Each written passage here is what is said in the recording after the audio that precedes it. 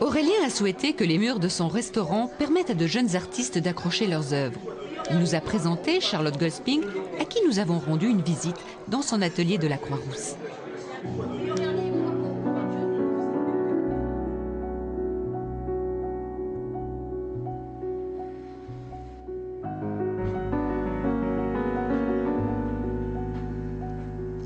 Ça doit être une des premières sorties que j'ai fait avec deux amis après avoir eu ma première enfant.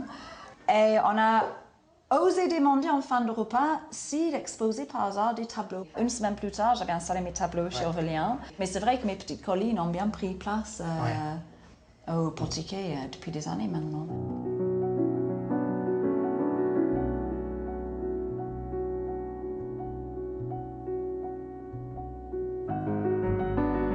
Écoute, tes tableaux, ils sentent bien chez moi, chez nous, et ils nous le rendent. Mais tant mieux, donc hein. super. Ah, ouais. Alors l'inspiration, elle est multiple. On reconnaît Lyon, les fameuses collines. Et puis il y a la savane africaine, il y a les ports, il y a Sète, c'est reconnu. Il y a à peu près tous les endroits que j'ai visités qui sortent de temps en temps de mes tableaux. C'est vrai que Lyon, ça reste quand même ce que j'aime peindre le mieux. C'est où il y a beaucoup d'auteurs. J'aime beaucoup l'auteur, les collines de Lyon. Il y a la vie, il y a la ville, il y a les fenêtres, il y a des gens. Et ça t'inspire? Ça m'inspire. Et la cuisine d'Aurélien? J'ai surtout le regard sur Aurélien quand il travaille. Je pense qu'il travaille un petit peu comme moi. Il essaie de créer quelque chose de beau que les gens vont apprécier.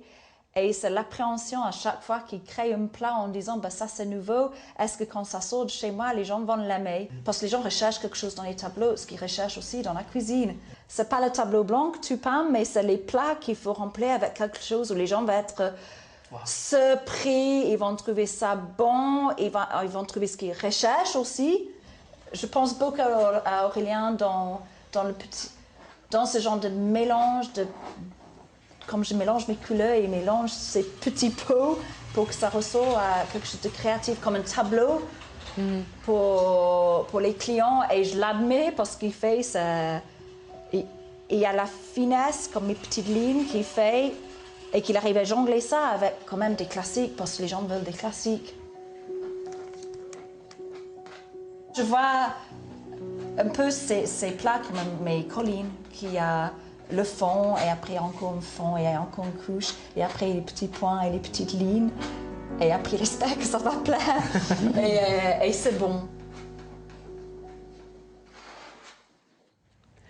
Les tableaux de Charlotte seront exposés jusqu'à quand au Potiquet? À peu près mars, avril, ça dépend, on va voir avec elle. Et après, quel artiste viendra?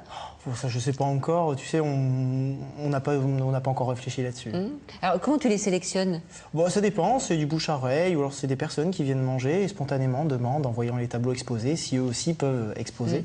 Mais tu n'exposes pas n'importe qui, il faut que ça te plaise. Ah oui, bien sûr, c'est une des conditions, il faut que ça aille dans le cadre aussi, on ne peut pas exposer n'importe quoi.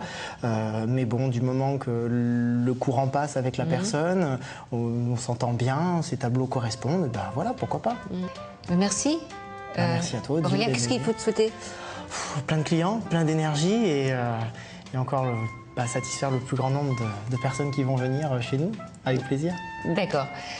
Dimanche prochain, nous serons aux Halles de Lyon, les Halles Paul Bocuse. Bien sûr. Tu as travaillé chez ce très grand monsieur. Oui, j'ai eu cette chance-là, oui. Un monsieur extraordinaire.